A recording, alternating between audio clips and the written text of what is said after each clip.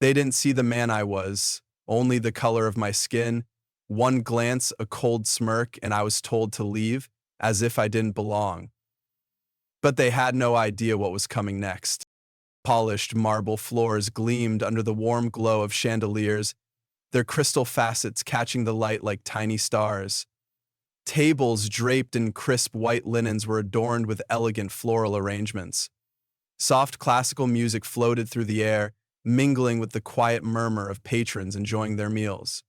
My table had its The staff moved with choreographed precision, balancing plates and glasses with an air of practiced grace. Yet, beneath their polished professionalism lay something less refined, a quiet arrogance that clung to the atmosphere like an unwelcome guest. Elijah Hayes stepped into this world, his polished black shoes clicking softly against the marble floor. Dressed in a perfectly tailored navy suit, his presence was effortless, yet commanding. At 6 feet tall, with a calm yet confident demeanor, he looked every bit the self-made millionaire he was. Um, yeah, um, but Elijah wasn't here to make a statement. He was simply looking for a quiet dinner after a long day of business meetings. His humility was one of the qualities that made him a respected figure in the city's elite circles. Wealth and status had not diminished his grounded nature. As Elijah approached the hostess stand, his warm smile reflected his good mood. "Good evening," he said, his voice deep and measured. The hostess hesitated, glancing over his shoulder as if expecting someone else. Before she could respond, a man stepped forward. Victor, the restaurant manager, dressed in a crisp black suit and tie, was the epitome of poise. His blonde hair was combed neatly back, his polished demeanor matched only by the sharpness of his eyes. Yet, there was something about the way he looked at Elijah, something that was cold beneath the surface. "Good evening, sir," Victor said, his smile faint, practiced. His gaze flicked over Elijah, assessing him from head to toe. It wasn't admiration, it was something else entirely. "I'd like a table for one," Elijah said. Victor paused, glancing down at a leather-bound reservation book on the podium. He didn't bother opening it. "I'm afraid we're fully booked tonight," he said smoothly. Elijah's brows furrowed slightly. He glanced around. The restaurant was only half full. Several tables sat empty, their pristine white linens untouched. "I see some open tables," he said politely, gesturing toward the room. Victor's smile tightened. "Those are reserved for our regular guests. I'm sorry, but we can't accommodate you this evening." Yeah. The words hung in the air, cold and calculated. Elijah recognized what was happening, the unspoken message woven into Victor's polite rejection. His chest tightened, but he remained composed. "Thank you for your time," Elijah said calmly, his voice steady despite the sting of humiliation. He turned and walked toward the exit, each step deliberate. When he was out of sight, he turned and waved me last. "Wait here," he called. He walked away without a greeting. He burned himself. Behind him, Victor exchanged a glance with the hostess. They shared a faint smirk, a moment of quiet confirmation. To them, Elijah was just another unfit guest who didn't belong in their pristine world. But Elijah didn't look back. His silence wasn't surrender, it was resolve. As the doors swung closed behind him, a thought crystallized in his mind. This wasn't over. John sank back in his driver's seat and relaxed. He rocked his body a bit, trying to steady his nerves. With great effort, he didn't steady his fear. Elijah gripped the steering wheel, his knuckles white against the leather. The city lights blurred past his windows, but his focus wasn't on the road. It was on the knot of anger and humiliation tightening in his chest. "Maybe I have something," he thought, placing his palm on the wheel and adjusting the shock. He'd start feeling it with me, and that hurt too. Maybe I should apologize. I heard it on the stupid... How many times had he felt this sting? He had seen it before. The sideways glances, the dismissive tones, the judgment that came before words were even spoken. No matter his accomplishments, no matter his wealth, no matter the polished suit or the success behind his name, to some people, he was still just a black man who didn't belong. And, um, and I guess the memory of Victor's cold smile flashed in his mind. The way the manager had dismissed him without a second thought, as though Elijah's presence had tarnished the gleaming marble floors of that restaurant. It wasn't just the words, it was the certainty behind them, the audacity to judge him based on nothing but their own narrow prejudice. Elijah pulled into his driveway, his home a sanctuary of modern architecture and understated luxury. He stepped out of his car and into the quiet of the evening, but the silence only amplified his thoughts. He sank into the leather chair in his study, the weight of the day pressing down on him. For a moment, he let himself feel the pain, the anger, the sadness. It wasn't about the restaurant. It wasn't even about Victor. It was about something far deeper, something systemic, woven into the fabric of countless experiences he had endured. You look great. It's been a long journey, Chris. We're all kind of weird. My wallet isn't bleeding, but he thought back to his childhood, the first time a teacher had underestimated him, the first time someone clutched their purse tighter as he walked by, the first time he was told to know his place. Even as he had risen through the ranks of business, building an empire through grit and brilliance, those moments had never fully disappeared. And yet he had learned to channel that pain. Elijah leaned forward, his hands clasped tightly. He wouldn't let this moment define him. He wouldn't let their prejudice go unanswered. But revenge wasn't the answer. It never was. Oh, Maze, wide-eyed, tranced in agony. It severance stuff, or justice was. The idea took root in his mind, sharp and clear. If they couldn't see beyond their assumptions, he would make them, not through anger, but through action, through ownership. His phone sat on the desk beside him, its screen glowing faintly in the dim light. He picked it up, scrolling through his contacts until he found the number he needed. The name on the screen read, Peter Gray, attorney. The call was brief but direct. Peter, Elijah said, his voice steady. I need you to dig into the ownership of a restaurant for me. Find out everything you can. Who owns it, the financials, the contracts. I'll send you the details. But before long, arsonist, I'm really answering to the middleman. Understood, Peter replied. What's the play? You'll know soon enough, Elijah said, a faint smile curving his lips. The next call was to his financial advisor. Within minutes, a plan was in motion. Elijah leaned back in his chair, the wheels in his mind turning. A few days later, Peter called back with the information. The restaurant's part of a chain, Peter explained. They've got multiple locations, but the numbers aren't looking good. Profits are declining, and they're behind on payments to suppliers. They're vulnerable. Elijah's smile deepened. Vulnerable was exactly what he needed. The humiliation he had endured wouldn't be for nothing. This wasn't just about reclaiming his dignity. It was about taking control, about creating a space where no one else would have to feel what he had felt. The pain of prejudice was real, but Elijah wasn't going to let it break him. He would turn it into power. Now, like Thomas More, and this was only the beginning, Elijah knew the power of silence.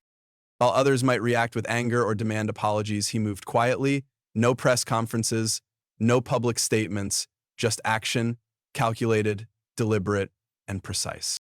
The morning after his lawyer confirmed the restaurant chain's vulnerability, Elijah sat in his office, surrounded by the quiet hum of productivity.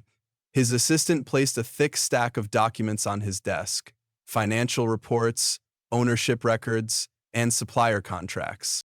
Everything you asked for, sir, she said, stepping back respectfully. Elijah scanned the papers, his sharp eyes catching the details that mattered. The chain had once been a success story, known for luxury and exclusivity, but over time, poor management and shifting market demands had drained its profitability. The owners, a group of investors, were eager to offload the burden. Perfect, Elijah murmured, his fingers drumming lightly on the desk. He reached for his phone and dialed his lawyer. Peter, he said, make the offer, quietly. I want the acquisition to be clean. No leaks. Understood, Peter replied. Over the next few weeks, the process unfolded like a well-rehearsed play.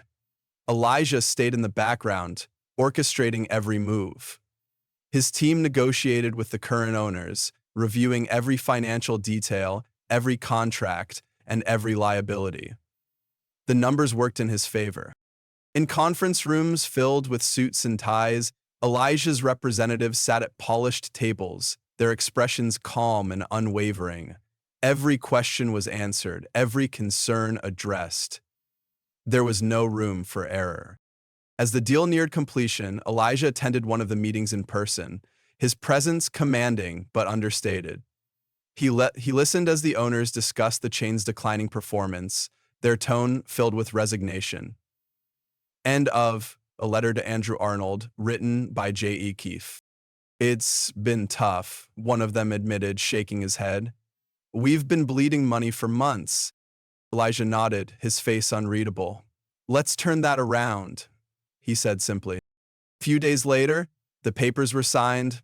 Elijah Hayes became the majority owner of the restaurant chain. He sat in his office that evening, staring at the documents that confirmed his ownership. A quiet satisfaction settled over him. The same chain that had humiliated him now belonged to him, you know? And I wanted to be like, but Elijah wasn't interested in immediate retribution. He wanted something bigger. Change. He decided to keep his identity hidden for the time being. Let the staff operate as they always had, unaware of the shift in power. It was the only way to observe the culture that had been allowed to fester.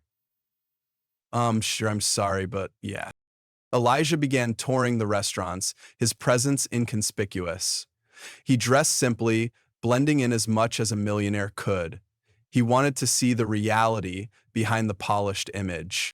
At the first location, he sat in a corner booth, quietly watching the staff. It didn't take long for patterns to emerge. Managers barked orders without a hint of respect. Staff whispered among themselves, their frustration visible. Guests who didn't fit the typical profile were subtly sidelined, given less attention, seated in less desirable areas. At another location, he saw a server roll her eyes as she walked away from a table of young professionals. Their attire wasn't as polished as the other diners, and they were treated accordingly.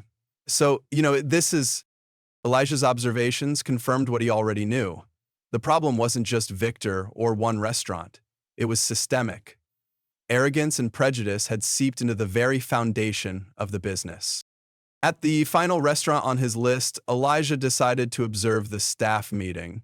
He entered the back office quietly, standing in the shadows as the general manager addressed the team. We don't lower our standards for anyone, the manager said, his tone dripping with superiority. This isn't the kind of place for just anyone to walk into. The staff nodded, some murmuring agreements. Elijah's jaw tightened, but he kept his expression neutral. This was why he had bought the chain. He left the meeting with a clear vision. Change wouldn't come easily, but it would come. The staff had no idea who he was. Not yet. And that was exactly how he wanted it. The restaurant looked the same. Polished marble floors, glittering chandeliers, the hum of conversation and clinking silverware. On the surface, nothing had changed. But everything was different now. Elijah stepped through the familiar glass doors, dressed sharply in the same tailored suit he had worn on that fateful night. His polished shoes clicked against the floor, each step deliberate. The staff barely glanced at him as he entered, just another guest in their eyes. In vigil? In vigil? You are aware of the security in Chan's system, sir. If I were sincere, I wouldn't share such a fear with you. Victor was at the front, his blonde hair slicked back, his expression as smug as ever.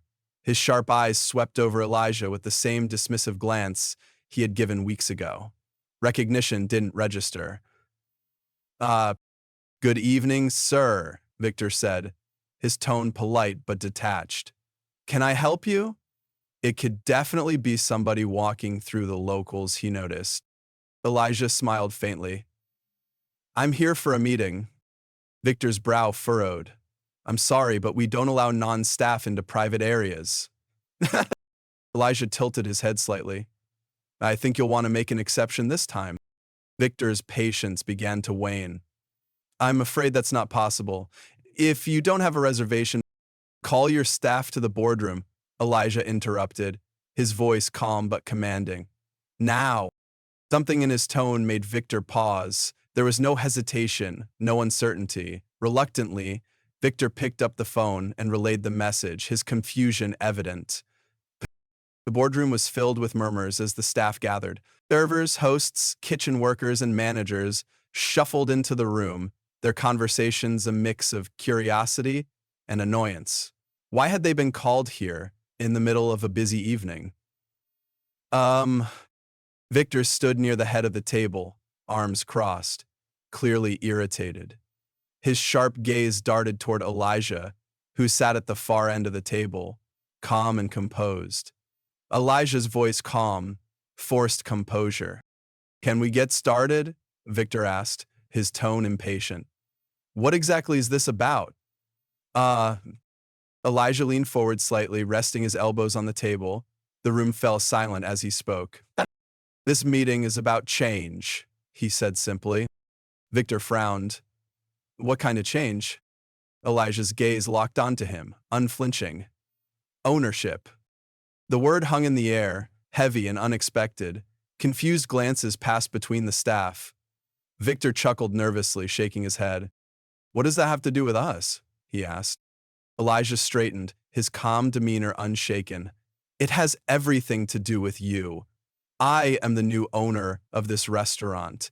In fact, I own this entire chain. Gasps rippled through the room. Victor froze, his face paling. What? He stammered.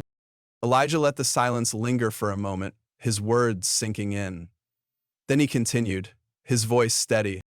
You didn't recognize me, did you? He asked, his gaze fixed on Victor. But I recognized you. I remember how you treated me the last time I was here. Victor's mouth opened and closed like a fish out of water. His confidence, so unshakable moments ago, crumbled in an instant. I don't remember that, Victor said weakly.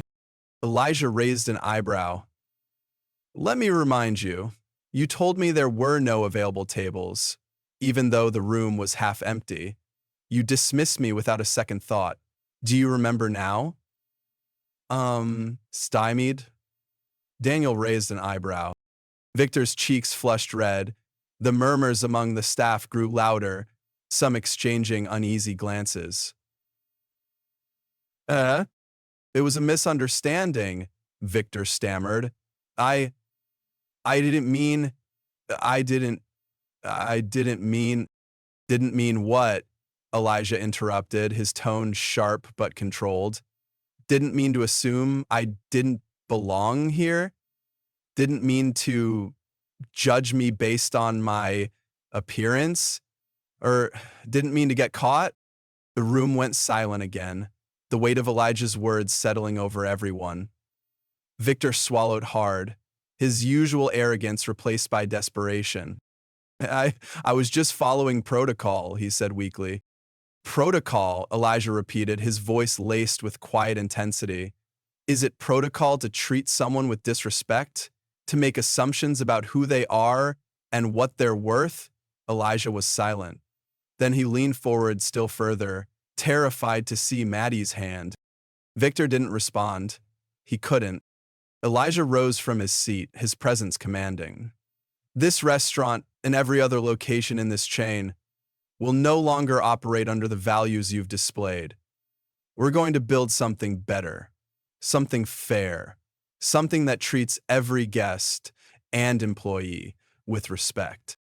Hector, he turned his attention back to Victor, his expression unyielding. Your behavior doesn't align with that vision. You are no longer employed here. Victor's face went white. Please, he began, his voice trembling. I can change. This is my livelihood. This isn't about your livelihood, Elijah cut in. This is about accountability. You had the power to set an example, and you failed. Actions have consequences. Um, um. Victor stood frozen, his desperation giving way to quiet defeat. Elijah turned to the rest of the staff, his tone softening.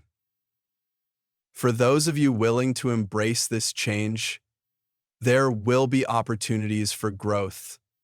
But let me be clear, arrogance and prejudice have no place here.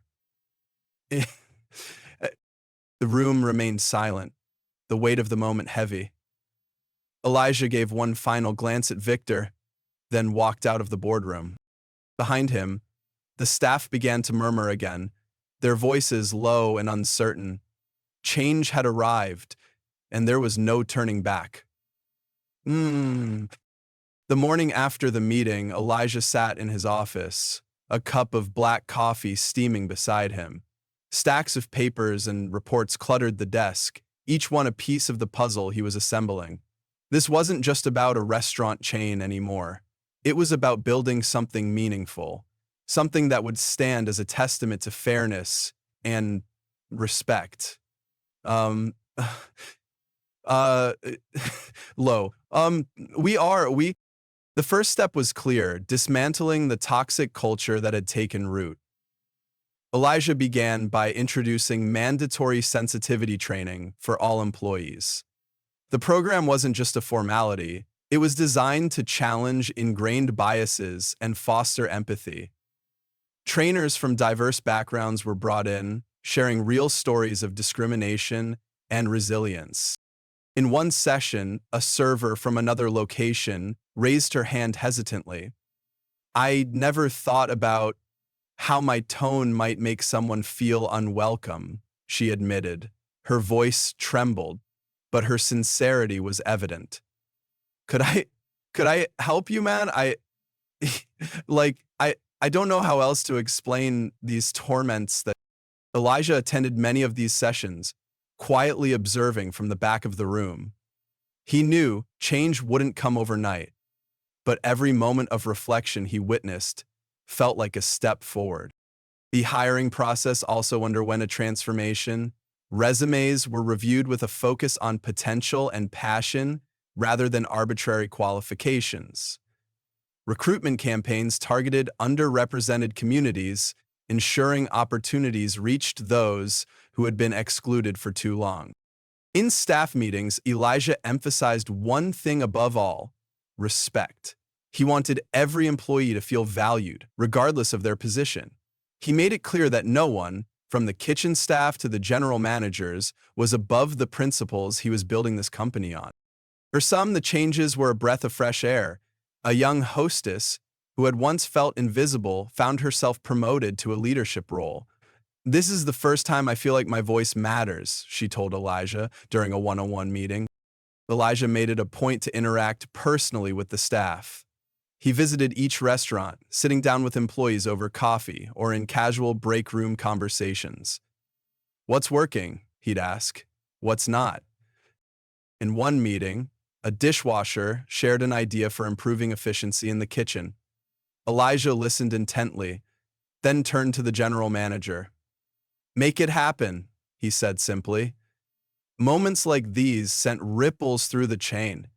Employees began to believe in their value, not just as workers, but as contributors to a shared vision. For others, the transition wasn't as smooth. Some resisted the changes, grumbling about the new policies and complaining about the sensitivity training. One former manager quit on the spot, muttering something about political correctness gone too far. Elijah didn't flinch.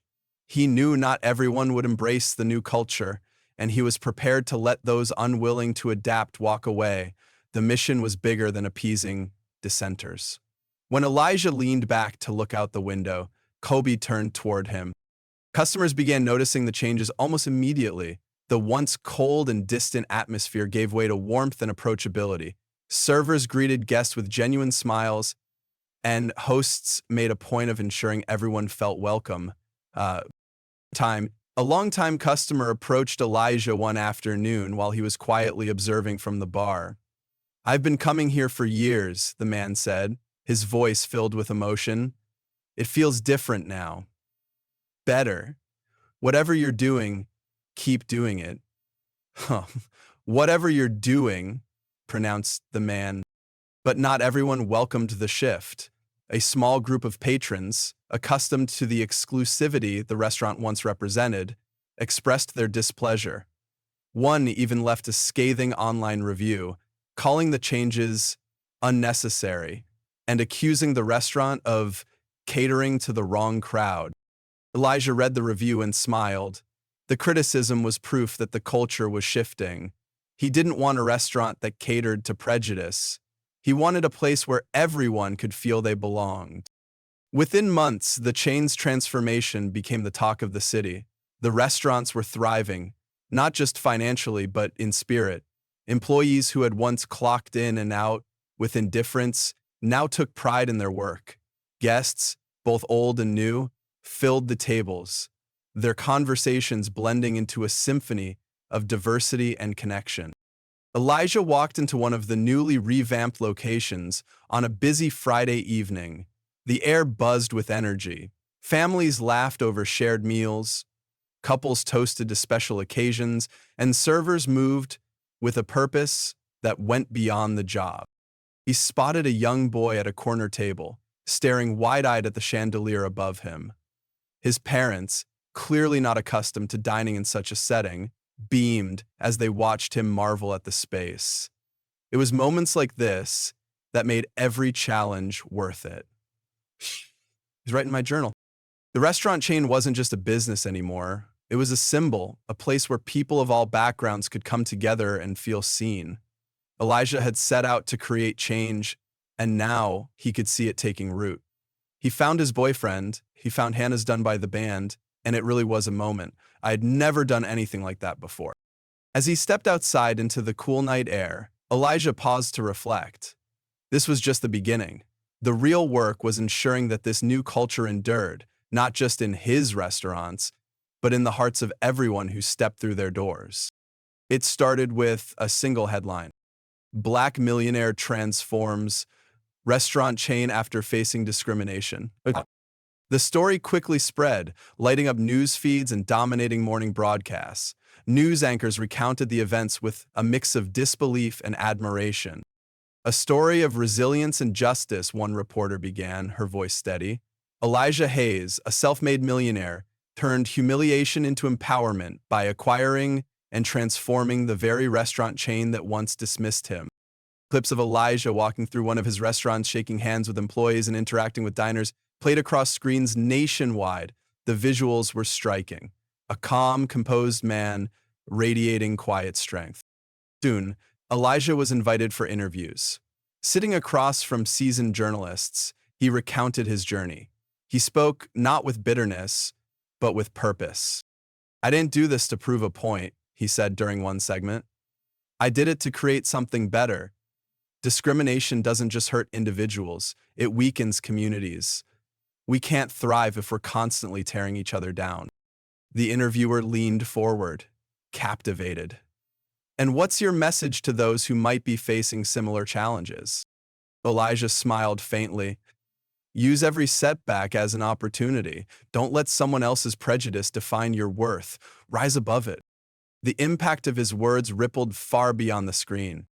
Viewers across the country shared the story on social media, their posts accompanied by hashtags like "Justice Served" and "Elijah's Vision." The comments were a flood of support and inspiration. "This is what leadership looks like," one user wrote, "turning pain into progress." But the impact wasn't just digital. Conversations began springing up in boardrooms, classrooms, and dining tables. People started questioning the norms they had accepted for too long. At a local university, a business ethics professor used Elijah's story as a case study. "This is the kind of leadership that redefines industries," she told her students. "What can we learn from this example?" In response, a young woman raised her hand. "That real change isn't about retaliation," she said. "It's about building something better." Jim Hell wrote, quote, "The world is not built upon sentiment, it's upon feeling," end quote. Elijah's journey became a rallying cry, particularly in the hospitality industry. His transformation of the restaurant chain was seen as a blueprint for how businesses could address systemic issues. "All right, buddy, now it's time to really work." Other business owners took notice. A high-profile hotel chain announced new initiatives focused on diversity and inclusion, citing Elijah's actions as their inspiration. "We want to be part of the solution," their CEO said during a press release. Small family-run establishments began reaching out to local community leaders for advice on fostering inclusivity. Business conferences started adding panels on overcoming bias in customer service, with Elijah's name often mentioned as a guiding influence. At one such panel, a restaurant owner stood up and shared his experience. "After hearing Elijah's story, I realized I wasn't doing enough," he admitted. "We've started looking at our hiring practices differently, and the change has been incredible." Elijah, watching the recording later, felt a quiet sense of pride. It wasn't about credit. It was about the movement he had ignited.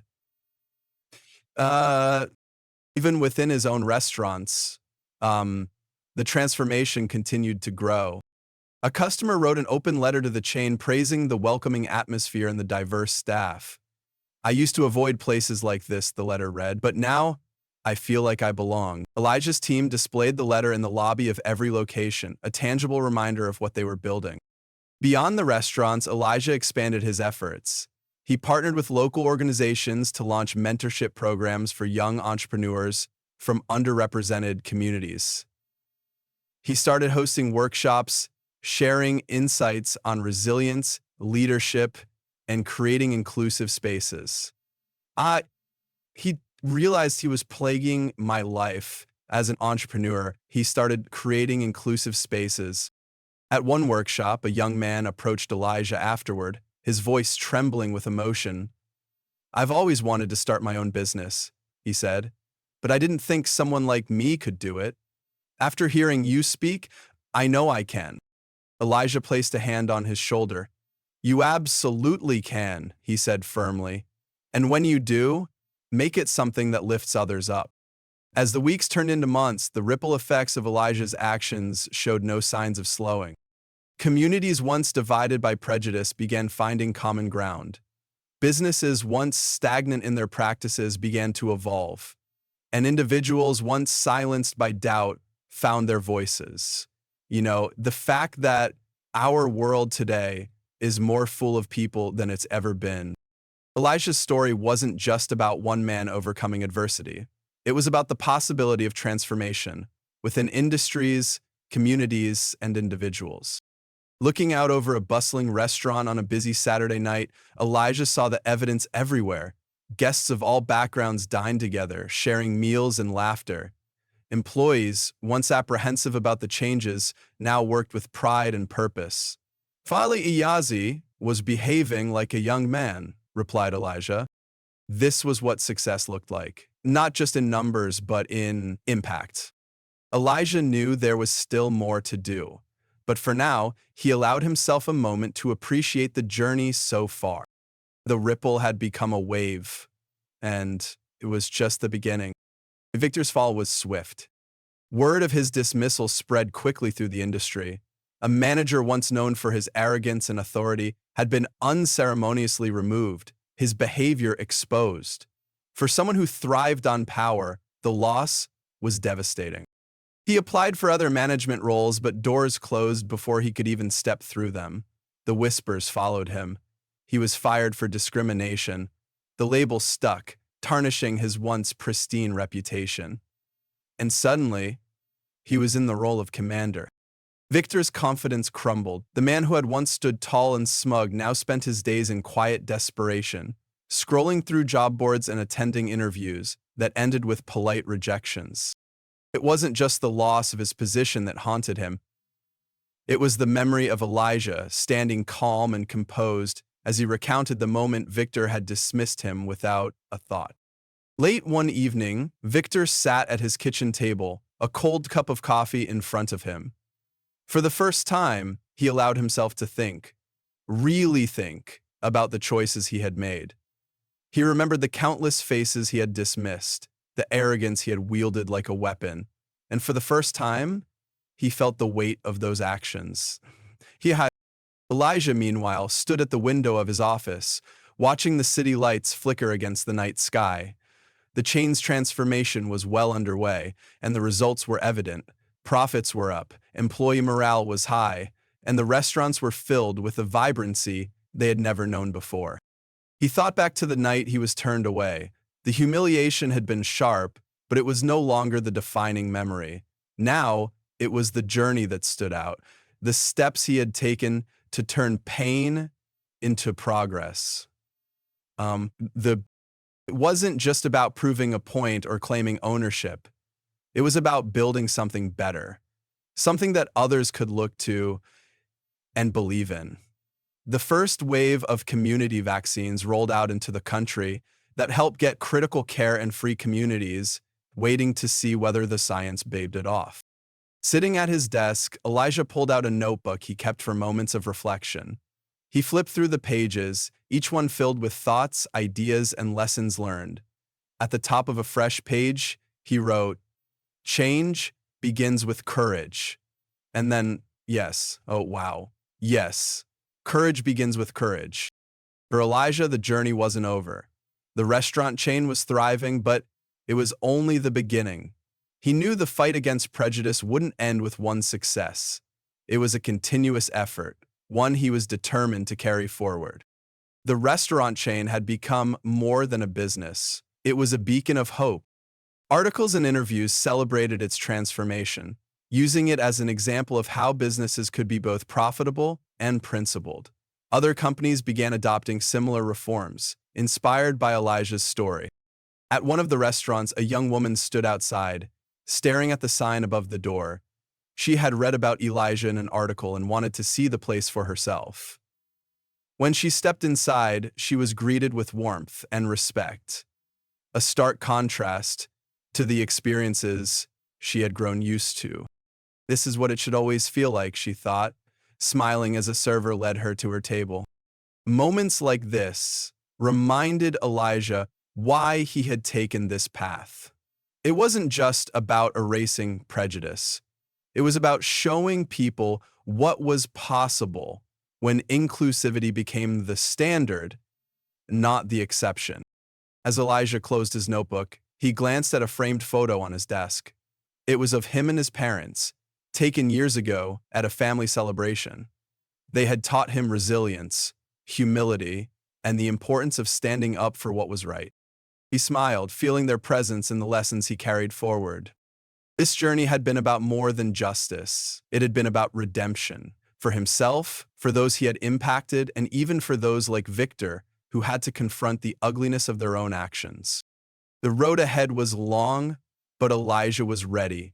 He had built something lasting, something meaningful, and he vowed to continue breaking barriers, empowering others, and proving that change was always possible.